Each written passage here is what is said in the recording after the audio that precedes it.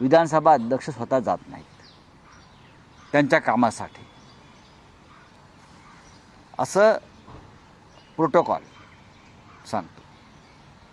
पण हे आता आम्हाला सांगतात की आम्ही का गेलो. तुम्ही का गेला ते सगळ्यांना माहिती आहे. तुम्ही मॅच फिक्सिंगची डेट आणि मॅच फिक्सिंग कशा प्रकारे असावं हे ठरवण्यासाठी गेला. या सगळ्या गोष्टी सर्वोच्च न्यायालयाच्या रेकॉर्डवरती आता घेतल्या जात आहेत.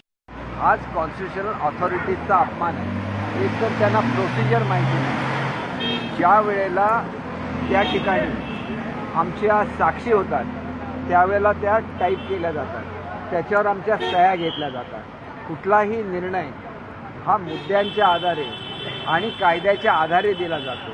कोणी सांगितलं म्हणून कुठलाही निर्णय देता येत नाही. त्या निर्णयाला जस्टिफिकेशन द्यायला लागतं आणि तो निर्णय कोर्टामध्ये पुढे जाऊन टिकायला लागतं.